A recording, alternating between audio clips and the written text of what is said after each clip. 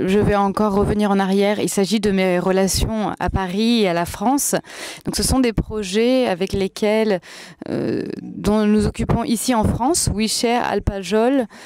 Donc, Alpajol, j'y loge dans l'auberge de jeunesse. Je la recommande vraiment à tous. Si vous voulez accueillir des amis, amenez vos amis ou vos invités, que ce soit dans des chambres individuelles ou des dortoirs ou des chambres doubles, allez à l'auberge de jeunesse de la Alpajol. C'est vraiment une expérience formidable. C'est très très vivant et je crois que c'était à Paris, bon, je ne m'y connais pas très bien, mais je crois que c'était vraiment quelque chose de difficile à trouver jusqu'ici à Paris. C'est un projet passionnant aussi en ce qui concerne les magasins, l'environnement, comment cet endroit est relié, comment on peut y venir.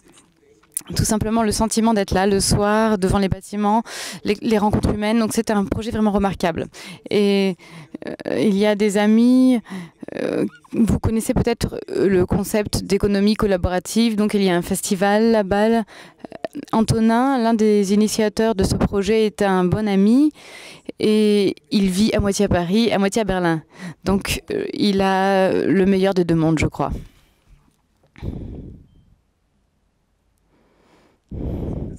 Alors, ça, c'est un exemple dont j'ai déjà un petit peu parlé. Donc, à proximité de la frontière interne à Berlin, ça se trouve à 1 kilomètre de la Alexanderplatz. C'est donc très central. Le bâtiment que vous voyez a été édifié entre 2009 et 2011 et il comprend la fabrique Bechstein de piano. Avec Romain, nous avons parlé de ça à propos de ces projets de Lille et des projets aussi de Mulhouse, c'est-à-dire des transformations d'anciennes usines, dans de nouveaux espaces à usage mixte au centre des villes, avec des jardins d'enfants sur le toit, des projets sociaux, des magasins, mais aussi des boîtes de nuit, tout ce qu'on peut imaginer, afin que le bâtiment, avec toute sa surface, soit vraiment vivant 24 heures sur 24. Pour nous, toute la place, mais aussi tout le bâtiment, mais aussi tout le quartier, tout ça, c'est un seul organisme pour nous. Et 24 heures sur 24, cet organisme doit être vivant et doit être un lieu de rencontre. Il doit rester un lieu de rencontre, pas seulement de jour. Vous voyez ces panneaux, je ne sais pas si vous les voyez bien, Planète Modulor, sur une partie du mur. Modulor, c'est un magasin, un grand magasin de 7000 mètres carrés pour les activités créatives, donc en particulier pour l'architecture, pour les artistes, les designers. Et j'ai été donc directeur. En fait, je cherchais simplement un nouveau site pour mon magasin et c'est là où j'ai rencontré le Sénat de Berlin et je leur ai demandé et ils m'ont proposé d'utiliser en fait la friche de cette ancienne usine. Ils voulaient se débarrasser de ce terrain, de ce bâtiment parce qu'il était très détérioré et pourtant il y avait quand même bien sûr de très importants coûts de maintenance. Donc nous sommes arrivés là, nous étions des développeurs de projets non entraînés. Nous sommes arrivés dans ce gigantesque bâtiment et nous avons trouvé tout un tas de partenaires. Nous avons invité beaucoup de partenaires et de faiseurs. Et on a d'abord commencé par faire une très grande fête dans ce bâtiment vacant. Et donc il y avait 4500 personnes. Et ensuite tout le monde savait où était ce bâtiment. Et beaucoup ont commencé à proposer leur candidature pour louer ce bâtiment. Ce n'était pas une stratégie, c'était un hasard. Mais en tous les cas, l'ouverture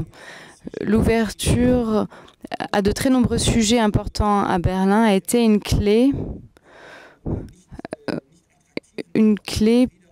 pour finalement redonner de la vie et de la valeur à un lieu qui n'était pas tellement attractif. Ça c'est bien sûr l'ancienne image. Si vous imaginez le centre géographique, eh bien c'est là où se trouve la Moritzplatz. Car, encore une image aérienne, la Moritzplatz, donc c'est le rond que vous voyez au milieu, c'est une place qui, le 3 février 1945, a été bombardée totalement et totalement détruite par les bombardements des Alliés à la fin de la Seconde Guerre mondiale. C'était autrefois l'un des plus grands centres commerciaux de Berlin. La place de Potsdam, Berliner Platz, Alexanderplatz et la Moritzplatz, c'était vraiment un groupe de places où on trouvait tous les grands magasins de produits manufacturés. Et c'était aussi vraiment des points, des lieux de rencontre. Et après ce 3 février 1945, il n'y avait plus rien, évidemment. En 2008, ça avait toujours le même aspect, depuis 1945. Parce que on avait aussi à 50 mètres l'ancien mur de Berlin, donc c'était la fin du monde. Vous pouvez imaginer comment c'était de l'autre côté. De l'autre côté, c'était la fin du monde de Berlin-Est. De chaque côté, c'était la fin du monde de Berlin-Ouest et Berlin-Est. C'est un lieu totalement oublié et qui avait besoin d'être réveillé. Nous avons pris possession de ce lieu avec des designers, avec des artistes, avec des musiciens, avec des réalisateurs. Et par exemple, la station de métro, nous l'avons rebaptisée de Moritzplatz en Makerplatz, donc mot à mot la place des faiseurs, car nous avons installé beaucoup de magasins pour la menuiserie, le design, l'architecture, les artistes, et pas seulement pour les professionnels, mais aussi pour les amateurs. Et il ne s'agissait pas juste de consommer et de parler, mais aussi de vraiment créer quelque chose. Et nous avons commencé en 2009 à faire donc cet endroit pour les makers. Peut-être quelques chiffres, tout simplement. Il est difficile d'imaginer, il est même inimaginable à Paris, à Lille ou Mulhouse, qu'une telle surface, à peine, enfin toute proche du centre géographique, qu'une place si grande, avec tous les quartiers autour, qu'elle ait été inutilisée. C'est quelque chose d'inimaginable. Mais c'était vraiment, il n'y avait rien. C'était un espace vacant. Et on a un mot à Berlin. À Moritzplatz, on ne descend pas du métro. C'était la devise un peu des Berlinois jusqu'aux années 2000 passées. Aujourd'hui, vous pouvez imaginer que cette place est au contraire l'une des plus attractives de Berlin, certainement aussi l'une des plus chères. Donc ça, c'est le magasin qui accueille chaque jour 6000 personnes, donc uniquement dans la surface de ce magasin, Modulor. Autour, nous avons toutes sortes d'utilisations qui s'étendent d'un côté de la place à l'autre. Nous avons Beta House, par exemple.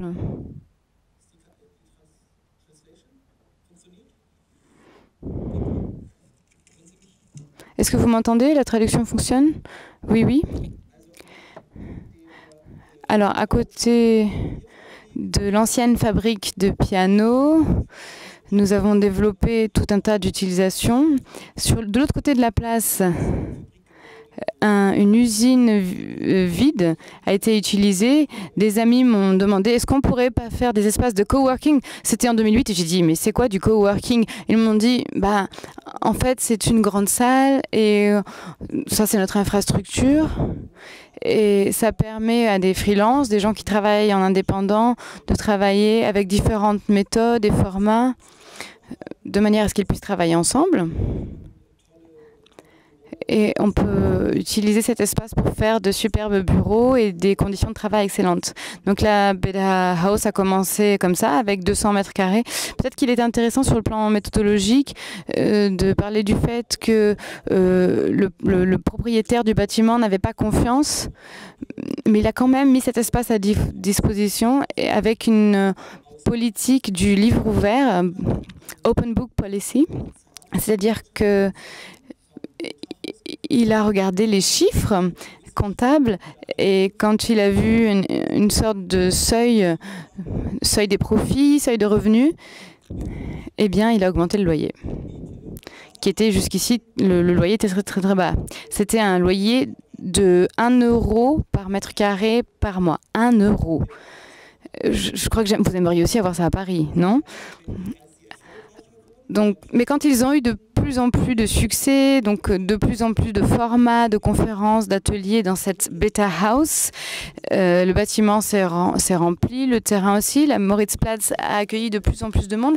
Et aujourd'hui, cette Beta House Elle a maintenant 5000 mètres carrés. Elle a 7 lieux en Europe, un peu partout en Europe. Et vous avez vu, donc c'était une situation de travail pour les indépendants, très libre. Il suffisait d'y aller et de commencer à travailler. On peut prendre un café, il y a toutes les infrastructures dont on a besoin pour travailler. On peut aussi louer des salles individuelles. Ça, c'est la deuxième étape. Alors ça, j'ai pas le droit de le dire, je crois, mais il y a aussi des grandes entreprises qui essayent de créer cette atmosphère de travail, de se l'approprier ou de l'utiliser afin de placer des départements d'innovation. Nous avons aussi, par exemple, des grands producteurs de voitures qui sont là-bas, aussi toutes les entreprises dans le domaine des nouvelles technologies, des groupes de 5 à 50 personnes qui travaillent dans ces sites. Donc ces gens ne travaillent pas dans la centrale de leur entreprise, mais dans ces lieux de coworking, tout simplement pour être inspirés et découvrir des manières de travailler originales qui permettent d'arriver aussi à des résultats originaux et innovants. Et c'est donc ce que propose ce type d'infrastructure. Ça, je crois que la qualité de l'image n'est pas bonne. Donc ça, c'est une image que je n'ai pas le droit de montrer parce que c'est dans la cave. Mais c'est en quelque sorte le club ordinateur pour ceux qui travaillent dans le domaine du numérique plutôt. Ensuite, autre chose qui joue un rôle important dans la ville, toujours, ce sont les Prinzessinnengärten, les jardins des princesses, donc un projet d'agriculture urbaine qui a également été bombardé. Le terrain a été bombardé en 1945. Et c'était également un terrain qui se trouve à Moritzplatz, qui s'y trouve toujours. Également fondé en 2008-2009. L'un a commencé à aller voir cette place et créer quelque chose. Et finalement, à la fin, on a des communautés entières, une scène entière, des groupes de personnes qui se sont intéressés à cet endroit et s'y sont installés. Ça a été un projet à la fois voulu et involontaire, un effet collaboratif certes voulu mais pas volontaire parce que quelqu'un a commencé tout simplement, une certaine atmosphère en a résulté et cette atmosphère a attiré d'autres gens qui se sont dit « Ah mais je veux absolument être là aussi ». Bien sûr, ils auraient pu louer des lieux dans d'autres endroits de la ville, mais tout d'un coup, soudainement, ils voulaient tous être là parce que quelque chose d'inhabituel se développait. Donc les jardins des princesses, c'est actuellement l'exemple mondial d'urban farming, d'agriculture urbaine en centre-ville. En haute saison, il y a 60 personnes employées à l'entretien des jardins. Il faut savoir une chose, ce n'est pas vraiment un jardin. Il sert simplement, ce jardin, c'est un cheval de Troie le jardin, il sert à proposer des programmes pédagogiques pour tout l'environnement urbain autour, donc de jeunes gens, des gens qui viennent d'autres cultures, de jeunes adultes qui veulent faire le lien ou ont du mal à faire le lien avec le monde professionnel. Ils peuvent s'intégrer à ce projet et ils peuvent apprendre directement avec d'autres personnes et faire leurs expériences d'apprentissage. Ce jardin est lié à l'office... à l'Agence pour l'emploi, comment dit-on en français? L'Agence pour l'emploi. Pôle emploi actuellement. Donc, il est en relation avec l'équivalent du Pôle emploi et donc les jeunes gens qui n'ont pas vraiment d'accès à l'emploi, ils ont pu y travailler, y faire la cuisine, y faire du jardinage, faire de la musique, réparer des appareils électriques, des motos, des vélos. Et comme la Moritzplatz a des clubs, a des boîtes de nuit, il y a une sorte de coolitude de la Moritzplatz. Donc, en tant que jeunes gens, on a envie d'être présent à Moritzplatz et du coup de s'impliquer dans un projet de qualification. Donc, ceux qui ont commencé ont créé une atmosphère qui a amené les autres personnes et ces personnes ont pu grandir elles-mêmes dans cet endroit. Alors, ce sont les choses que nous avons apprises Là-bas, il est vraiment important dans les entretiens et avec les hommes politiques et avec l'administration de parler vraiment sur un pied d'égalité, de débattre sur un pied d'égalité avant de rentrer dans une négociation.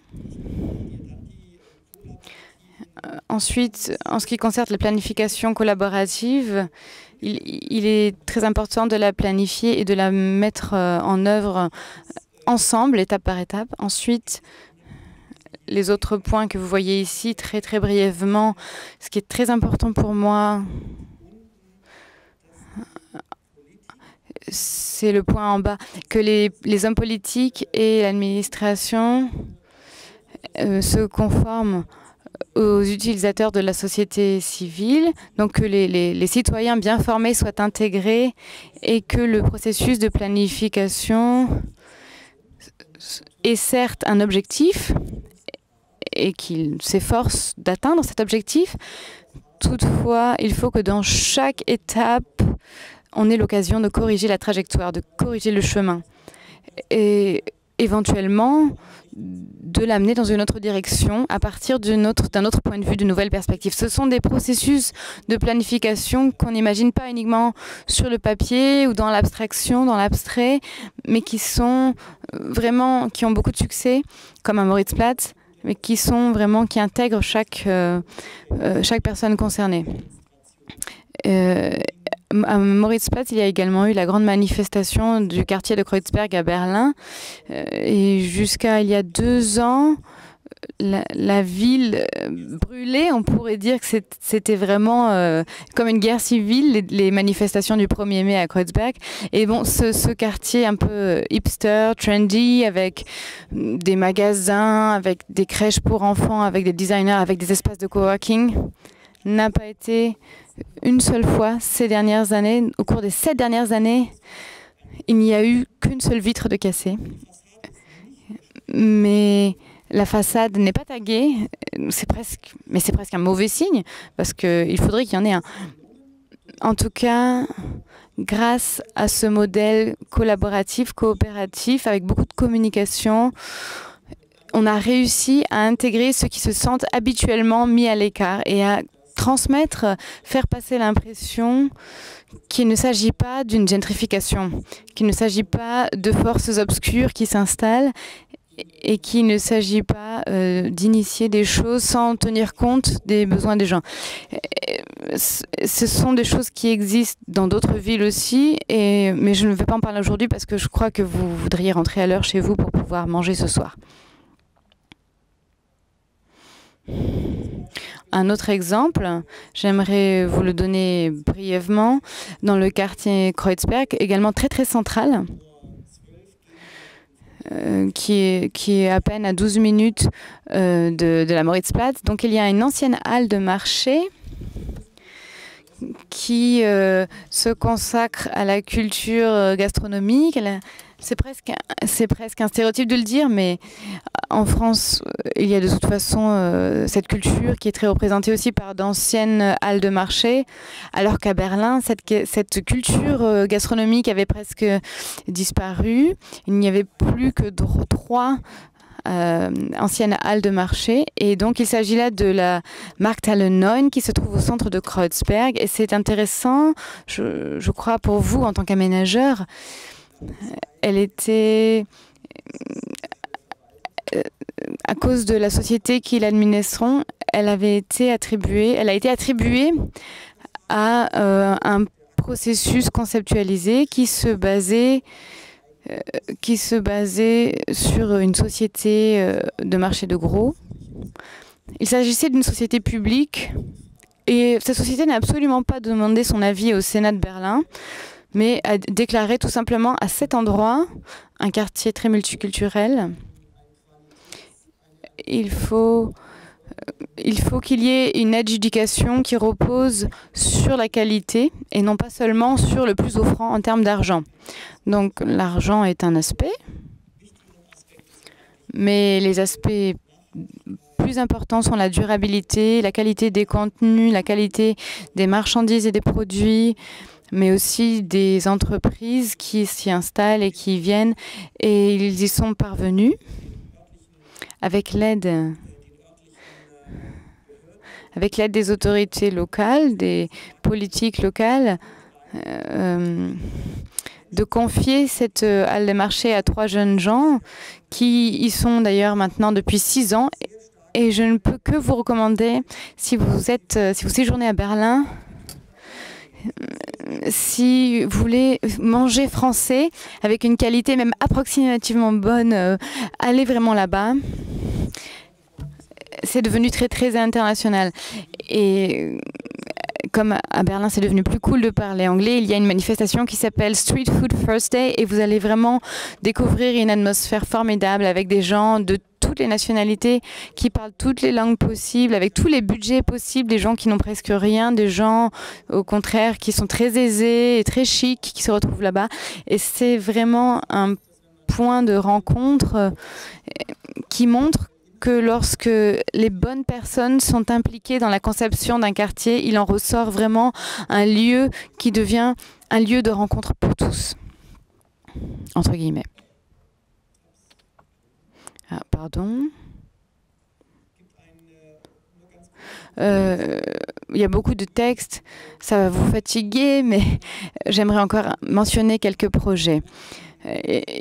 Certains projets qui font fureur actuellement. Vous pouvez visiter les projets que je suis en train de mentionner. Je vous propose d'ailleurs, je vous suggère d'aller visiter les Prinzessinnengarten, les jardins dont je parlais tout à l'heure au printemps, quand le temps sera plus doux. On parle d'ailleurs de promenadologie. Je ne sais pas si on utilise ça en français. En tout cas, allez à Berlin, laissez-vous porter des rives, et laissez-vous inspirer par ce que vous trouvez. Et ce sera le meilleur moyen pour découvrir cette ville. Donc ce sont des projets qui existent et que vous pouvez voir. Mais ce qui n'est pas encore réalisé, c'est par exemple ce projet dont je vais parler à l'Alexanderplatz. Donc l'ancienne Haus der Statistik, probablement le bureau des statistiques de l'ancienne RDA. Il y a 2 mois, grâce au Sénat de Berlin, ce lieu a été racheté à la République fédérale d'Allemagne. Et une initiative citoyenne, qui s'appelle d'ailleurs Initiative Haus der Statistik, a fondé une coopérative. Et cette coopérative dirige maintenant le développement de cette partie de l'Alexanderplatz, qui va probablement avoir 110 000 mètres carrés, dans une situation, un endroit vraiment parfait.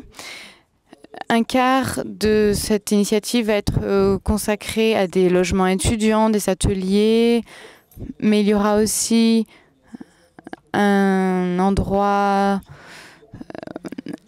pour les gens qui arrivent, donc des réfugiés, mais du monde entier. Il s'agira d'une mixture entre l'utilisation sociale, le travail, et à côté de ça, dans ce bâtiment, comment dire, la maison de quartier du quartier miteux sera aussi représentée. Donc vous pourrez aller demander vos allocations à l'équivalent allemand de la CAF, quelques mètres plus loin. Et dans un autre endroit de la place, il y aura des logements tout à fait accessibles en termes de prix. Donc des prix vraiment abordables pour le logement, mais aussi de catégories de revenus plus moyennes. Donc vous aurez vraiment un ensemble de choses qui reflètent toute une série d'acteurs de la ville, de citoyens de Berlin, qui créera le lien avec la nécessité demandée par l'hôtel de ville, qu'il y ait aussi un lien avec les ateliers, les bureaux, les magasins, les commerces. Donc c'est une tentative de concilier tous ces usages dans un même bâtiment.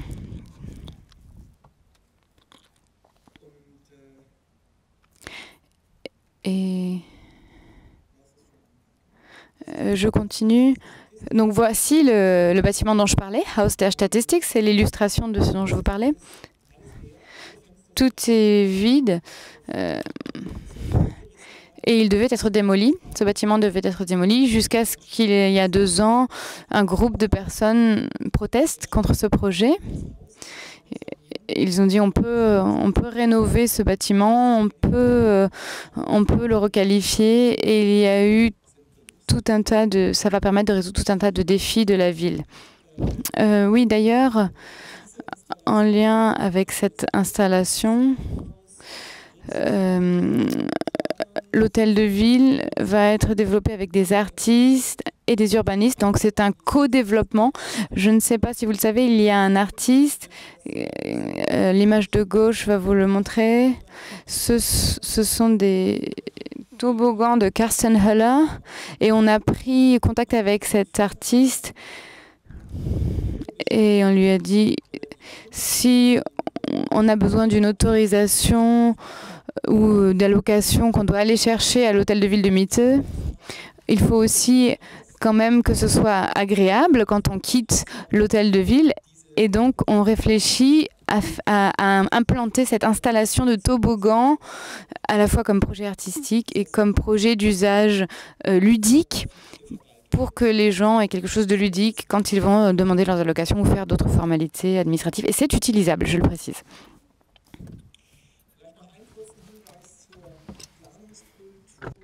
Encore un petit détail sur la culture de la planification à Berlin.